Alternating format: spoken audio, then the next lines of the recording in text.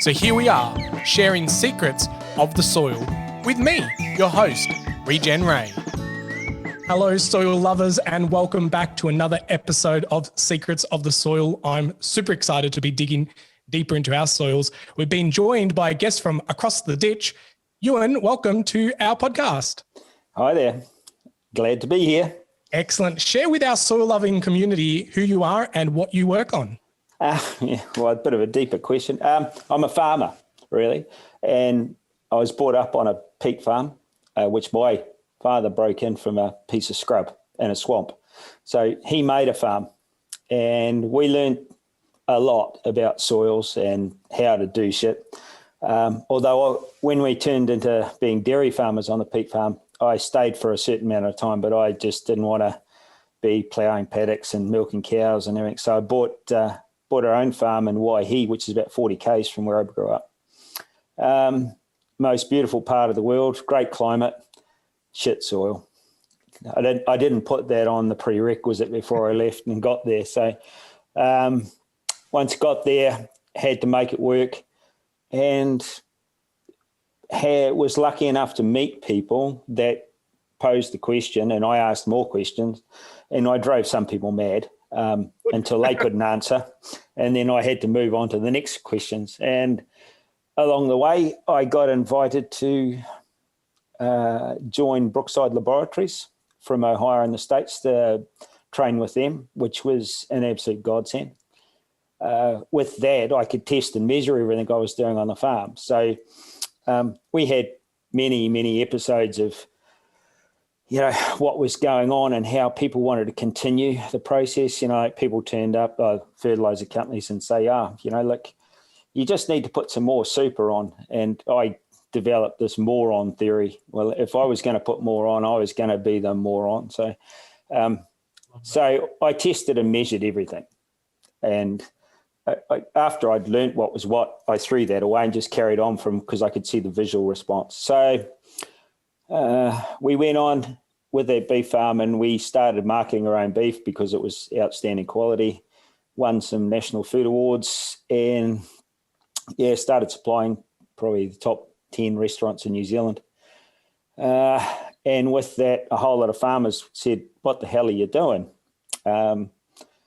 So business started. They came and had a look at the farm, and they're going, this is all upside down. You're saying shit that no one else is saying, and it's actually the opposite to what we've been told.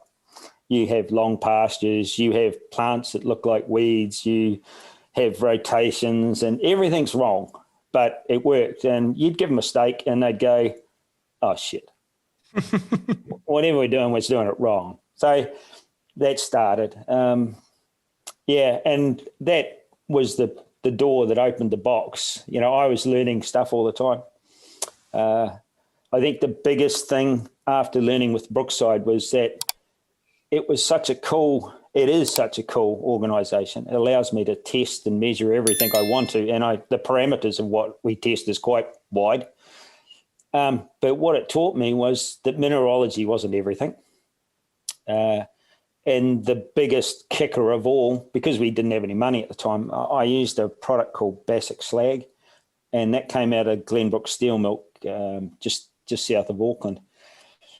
I bought it because it was 5% magnesium, 30% calcium, and 1% phosphorus. It was cheap, and it cost me $90 a tonne spread on the farm, and effectively it was $200 worth of nutrients. So I bought it as a cost-effective way of getting around things. But what happened was just remarkable. It changed the farm, and effectively we probably grew 100% more grass, and healthy grass. The red clover came up, but there was never every sign of it ever before. Wow. So, and one day, at this stage, we were making mineral licks, and we talked about Pat Colby before, and I'd read a lot of his stuff, and I'd been looking at all these different mineral mixes, and I was making these mixes, and I decided to put a little bit of kelp meal in just to see what would happen, because a lot of people were saying how good this kelp was to make a difference. And in Waihi, we get some pretty heavy rainfall events. If you get a depression off the coast of Brisbane and it drops down over New Zealand, we can get 6 inches of rain in a night. So in the fish bin in the morning, where I put all the minerals, there was probably only half a teaspoon of kelp left there, and the drum was full of water. But all the kelp was lined up, running exactly east-west, 27 millimetres apart. And it was like the mice had been out and set up their Olympic swimming pool and were ready to go to. And I just like, oh, what is this? I was like, how do you explain that? So that set me on a platform to work out how the hell this happened and what was it. And what I'd inadvertently done with the basic slag and the conditions in our soil was actually set up a solar panel in the soil. It runs from east to west. The magnetite, which came from the iron sands which was part of the slag, it actually joins end to end, like little magnets and lines across the soil, in which the electricity runs through it.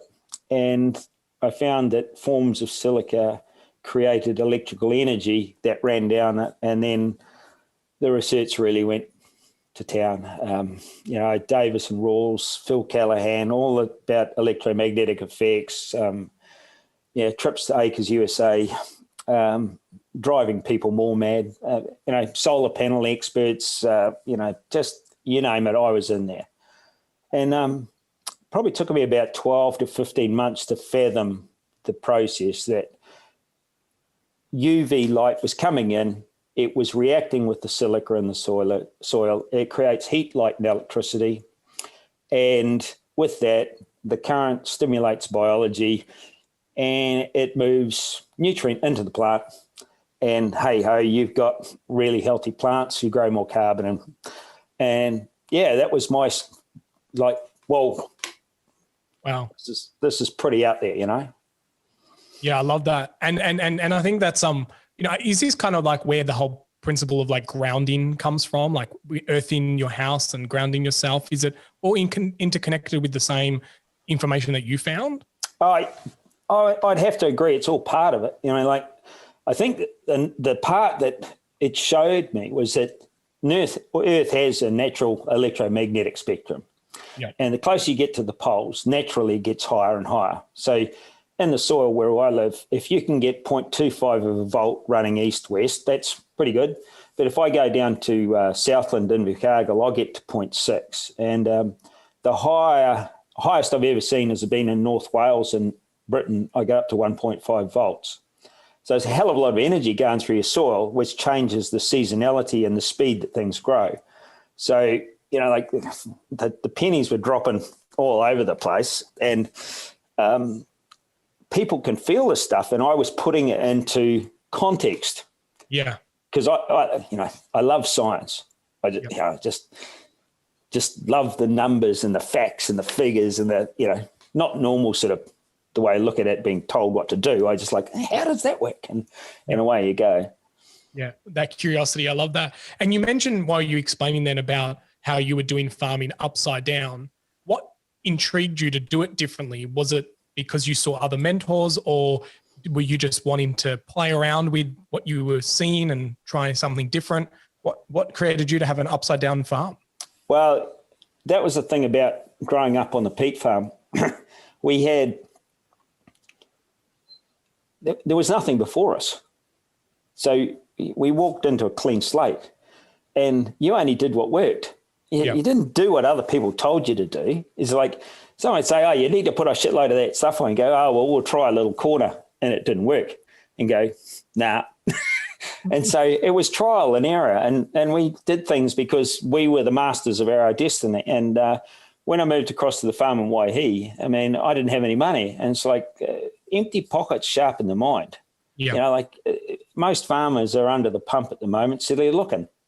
Yeah, I love that empty mind sharpens, because that's where you become resourceful. You think, I can't do it this way. Let me think of another solution. It's very easy just to go and keep paying for a product, a service, but it's when that money dries up or a crisis point happens that you start thinking differently, and so many of the leaders of the regenerative movement have all come from a crisis point, and I just hope that people can see that they can prevent that and learn from their experience. You also touched on you mentioned about, visually seeing what was happening on your farm. How important is it, those visual above the ground signals?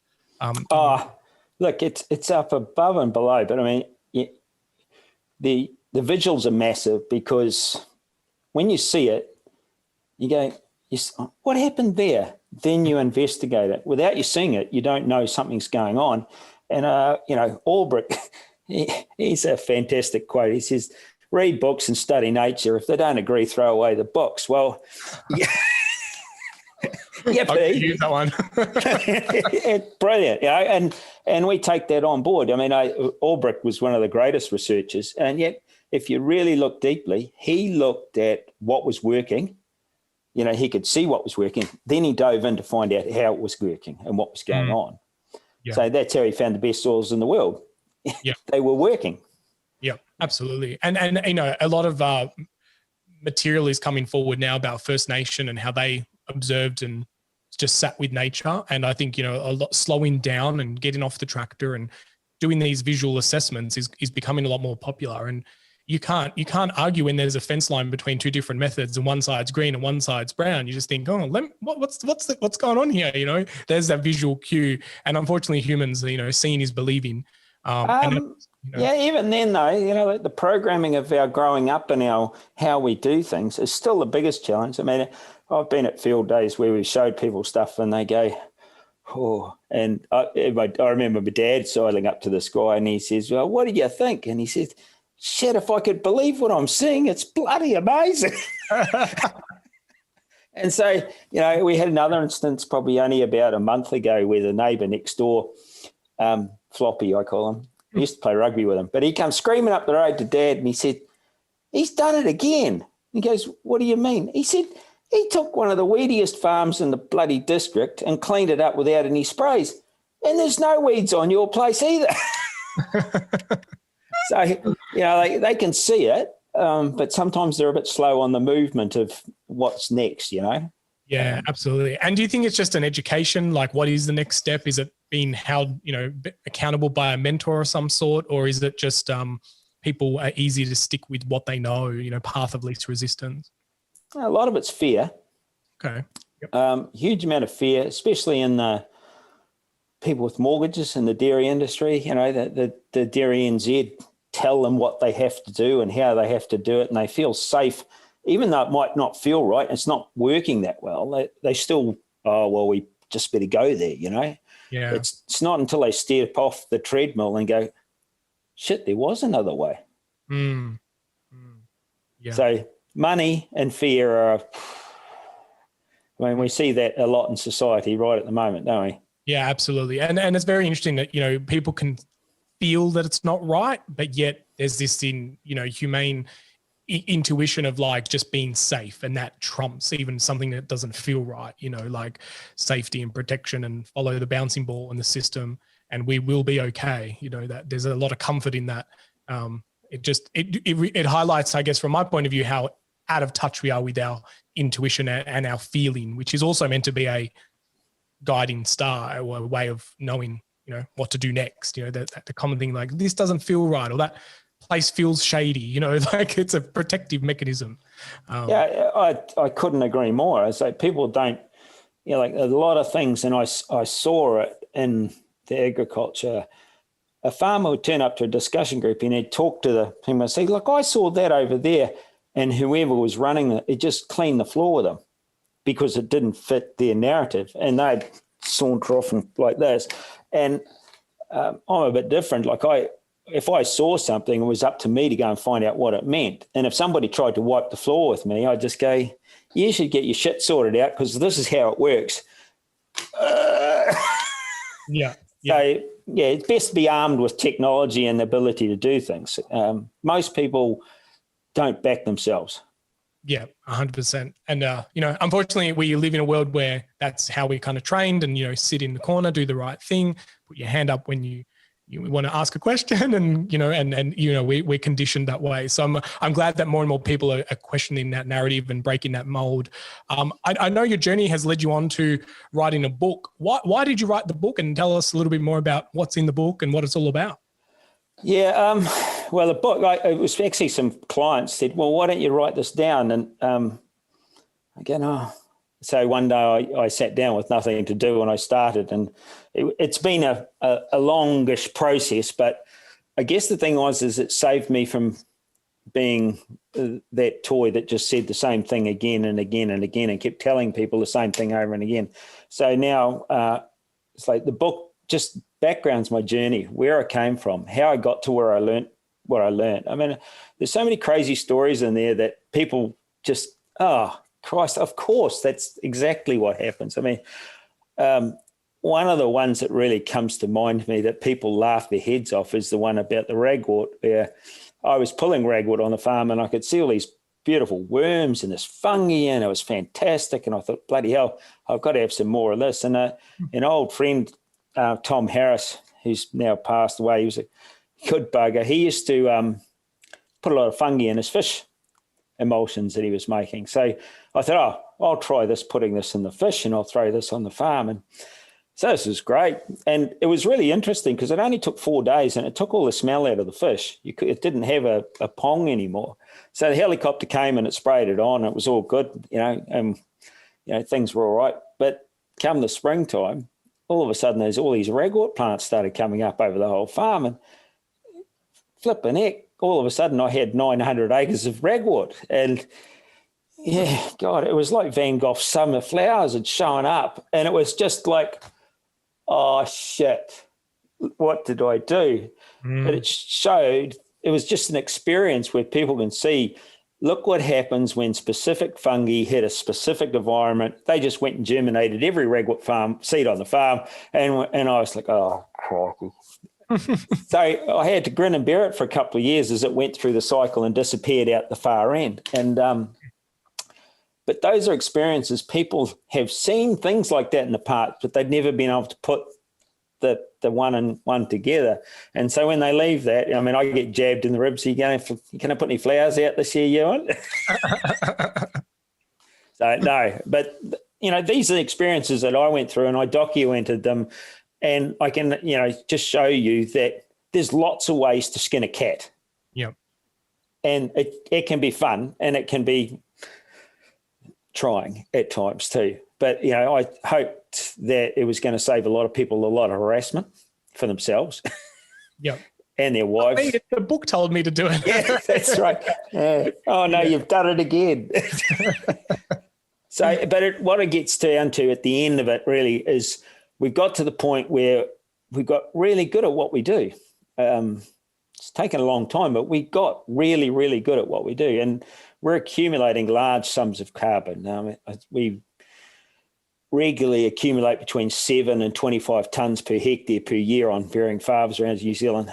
And, if we do get paid for this, it's massive. But as far as an environmental thing goes, it's documenting how our water that's leaving the farm is down to such low nitrate levels that we're environmentally friendly as well. Yeah. Yeah. And I love that as well, with that whole, if you get paid for it, awesome. And if not, it's just really good for the ecosystem and the environment and the hydration and all the other benefits that come with it. We with our soil lovers, we talk about the word regenerative a lot. Do you have any opinions about this word, and what does it mean to you? Well, I think I started before it was even thought of, to tell you the truth. And I'm probably a bit of a redneck because I don't actually follow the prescribed, theological process of this. Look, it's brilliant what people are doing. They're starting to learn. I was telling people 20 years ago they needed to graze better. Yep. We'd come off a place where we had beef cows, and we used the beef cows to clean the scrub and the rushes from the land using grazing methodology. So I knew about that. First thing I did when I got to Waihi on this big block was put fences and water everywhere.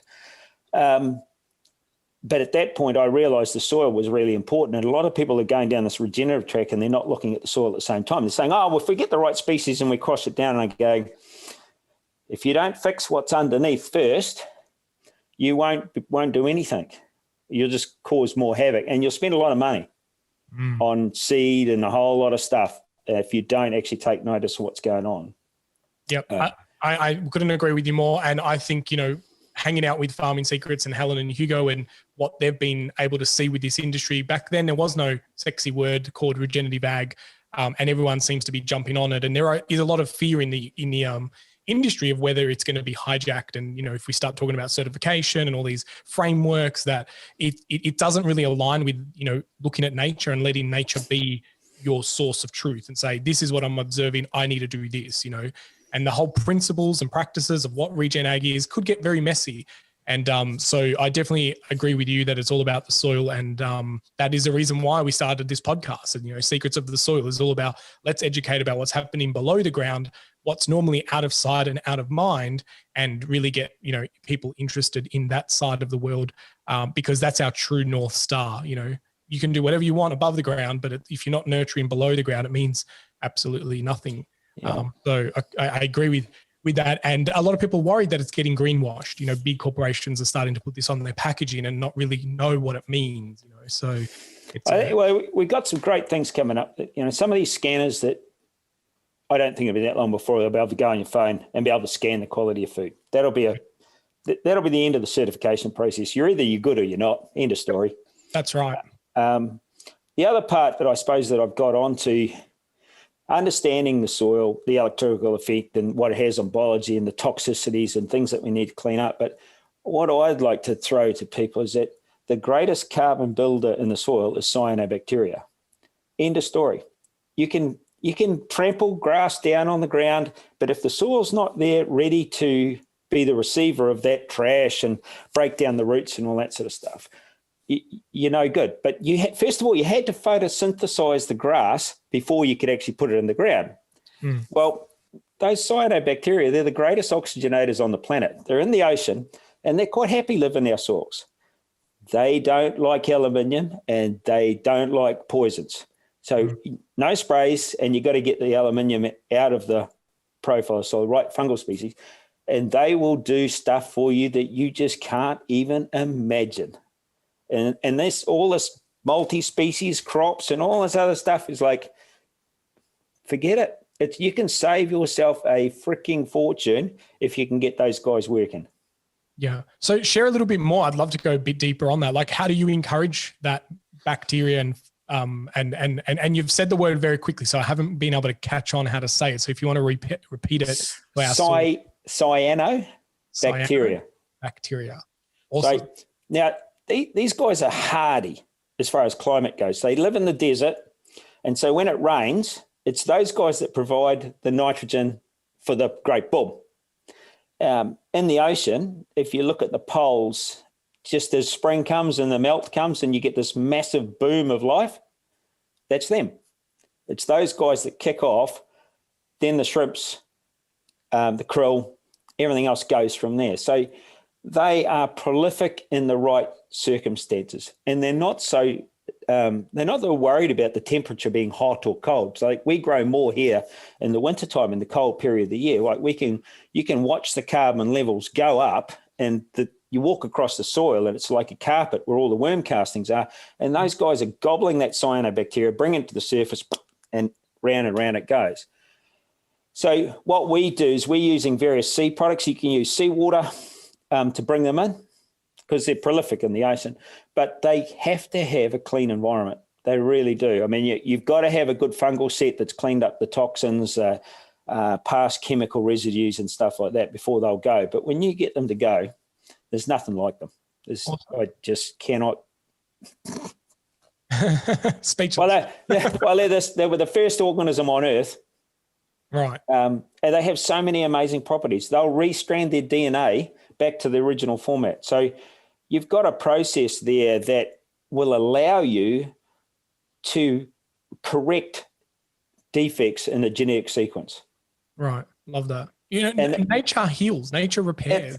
That's it. And those guys can do it. And there's other technologies that they've taken from it where they can actually found that they can introduce viruses and bacteria into these cyanobacteria, and then it makes them a killer cell to all that pathogenic bacteria and viruses.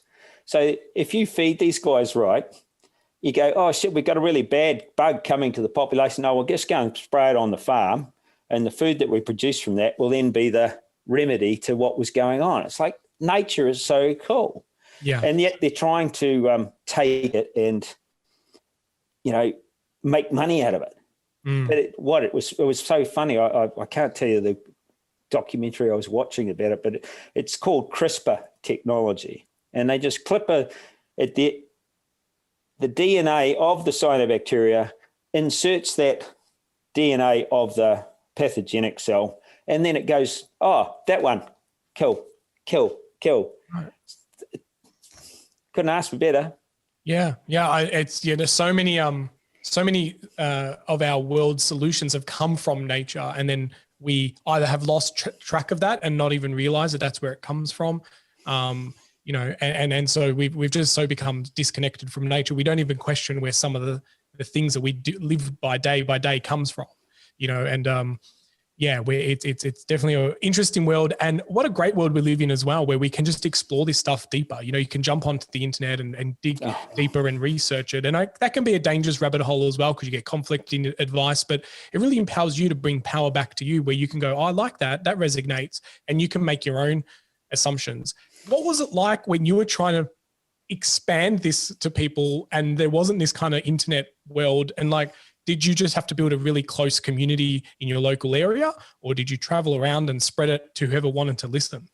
No, it was funny actually, because I'd been trying to get the Meat Board to help sponsor some research I was doing at the time, and they wouldn't do it. But because I'd won these National Food Awards, the magazine called The Meat Producer came along and said, oh, we'll do an interview on your farm.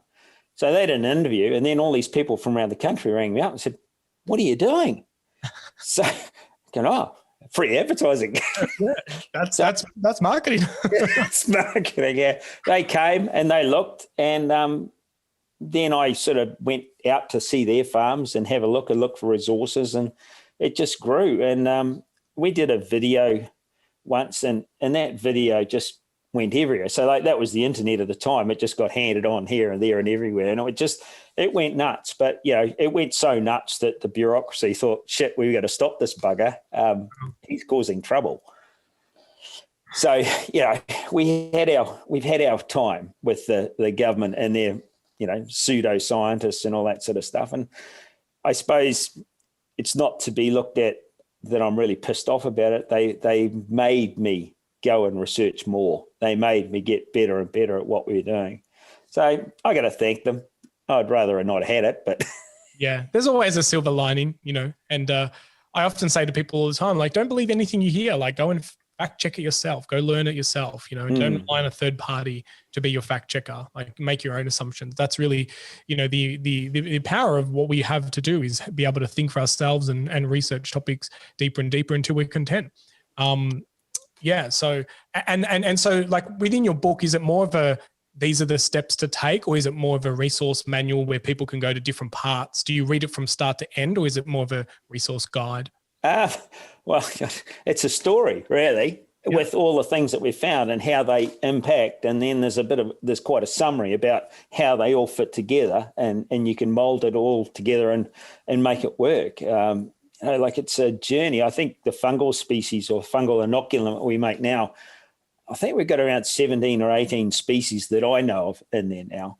But I picked them up over 15 years, seeing, oh, look what that's doing over there. I think we need to try that. And, oh, look what that's doing over there. And, even though we have the internet and that sort of stuff, the likes of Acres USA at the time, when Charles Walters was running it, the book resources, the people that he had drawn together, extraordinary. If anybody's been the foundation of regenerative agriculture, it was Charles Walters. Yep. Yeah, by a long way. Yeah, and people don't talk enough about the gentleman. He did a remarkable job. Yeah, and was it because of the way that he curated the content and the people and the topics, or was it his? Yeah, he was a good writer, but he was such an investigative little bugger. He was into everything. Like I remember seeing the first article about Maynard Murray's sea energy and agriculture splattered across the front of, and I was like, whoa. It wasn't that long after that we ended up with a helicopter spraying seawater onto the farm, and seeing some of the remarkable things and just being able to take it on, and Richard Ulry's Minerals for the Genetic Code and things like that. They're just remarkable research processes, and he could see it. He could actually go, wow, that's really important. I need to get that in here. And it would open a huge discussion. And he really set the platform. Yeah. And so in the work that you do, I'm assuming you help a lot of people in your community and so forth. In this space, like how important is it to have others that are supportive and maybe like a bit of a mentor relationship? Like I meet a lot of people who feel alone in this space, and they're like, they're the one in the community that's doing it the crazy way, or their grass is a fire risk and everyone's, demonizing them for it. Like how do people get supported through that? Like, is mentorship a big thing? I think the communities are slowly coming together in that regard, and information is king. I mean, the thing about the book is that, and website and the videos I do and that sort of stuff, people can sit in their own home and actually make their own mind up, as you say. And then all of a sudden they'll be talking to somebody and they'll go, did you see that? Yeah. And all of a sudden the little fires start to burn, little piles of smoke, and a little aerial could get cranked up. And, resetting the business 3 years ago and you see those little embers that never went out. They were still looking for things and they wanted more information.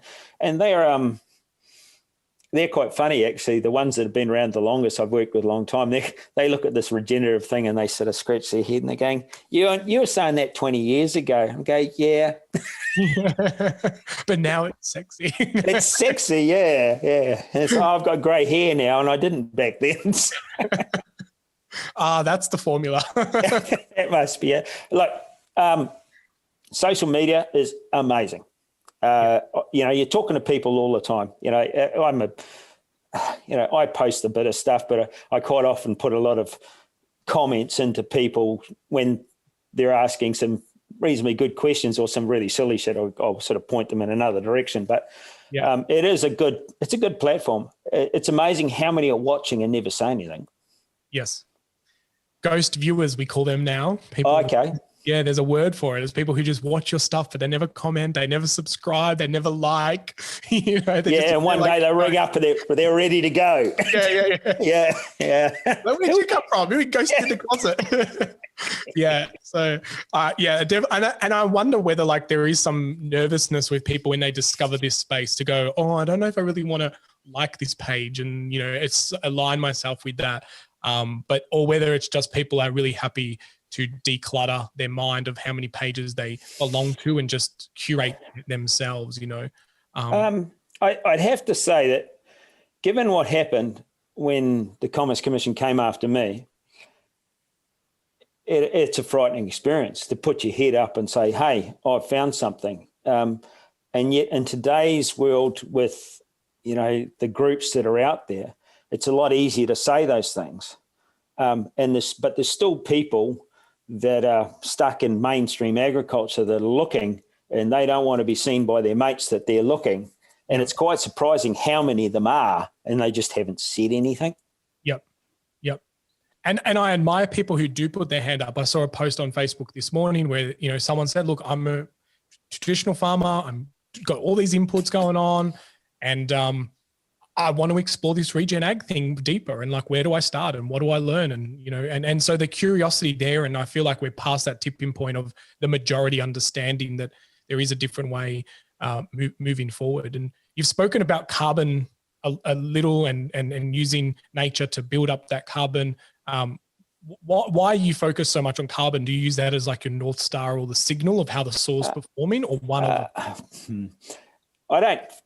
I suppose it's a tool to help farmers realise that you can do this, and anything they're threatening you with methane and all that sort of stuff, it's great. You've already got that in your bank.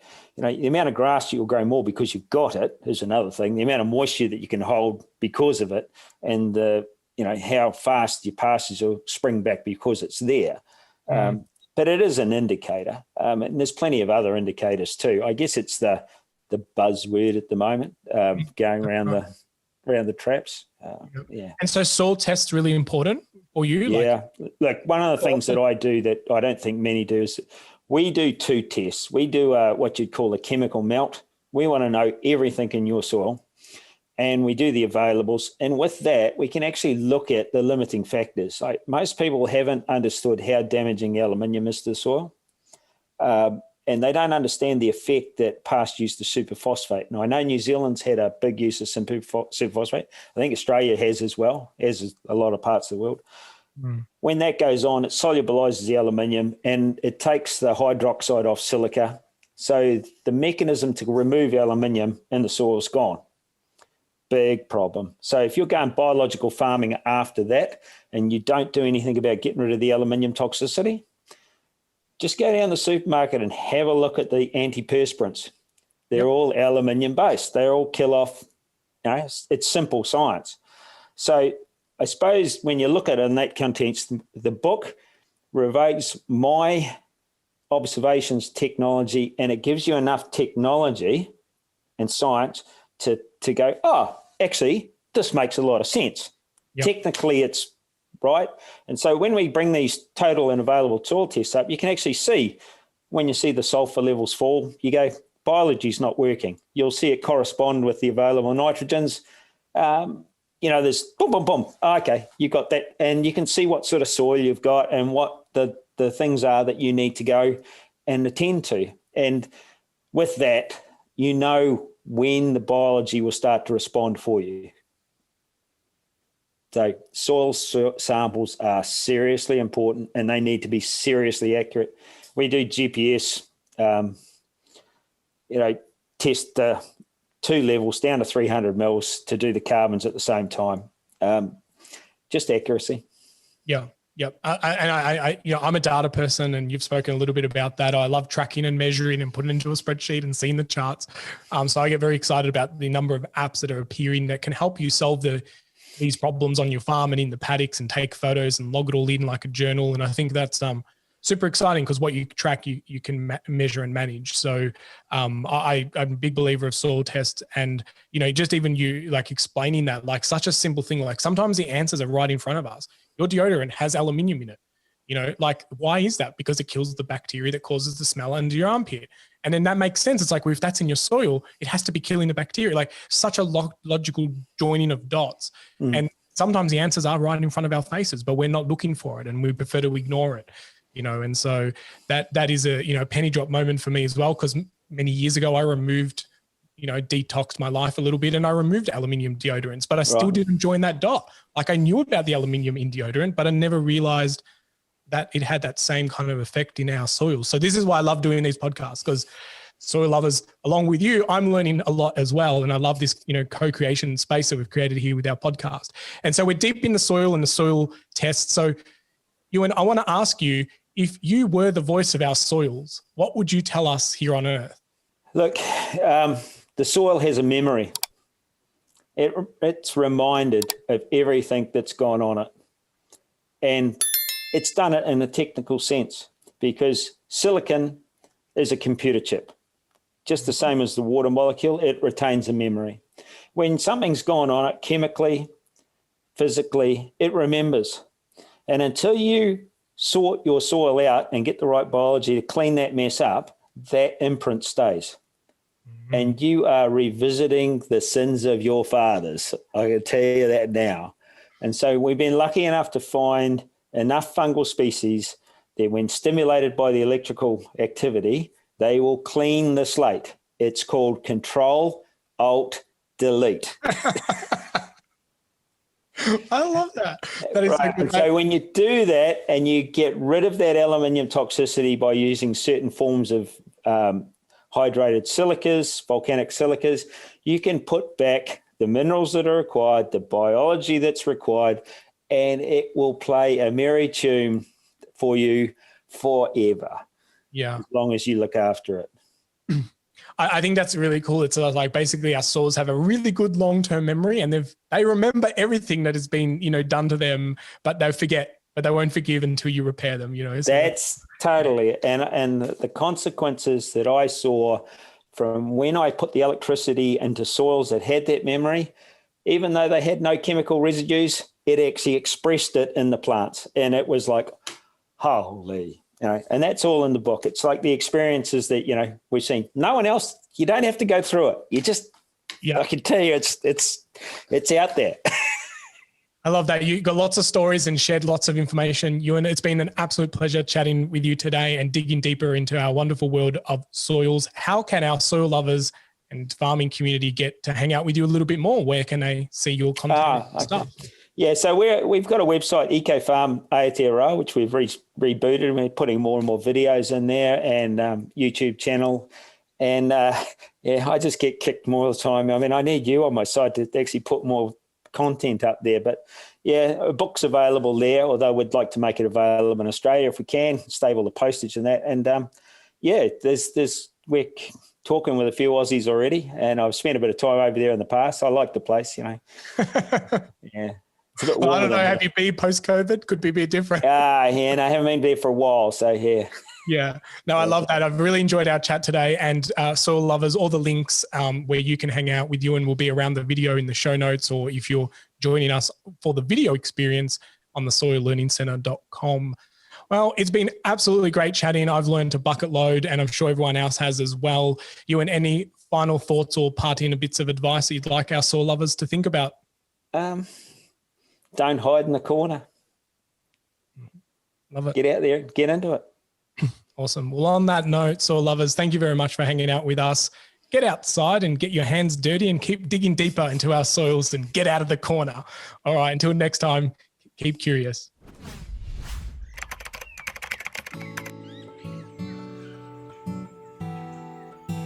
Well, soil lovers, that's enough secrets for one episode. I really hope that you enjoyed all the secrets shared during this conversation. But hey, let's not keep it a secret. Please share this podcast around and make sure that you like it and leave us a review, because that really helps spread the secrets of the soil. Until next time, remember, get outside, get your hands dirty, and keep digging deeper into your soils.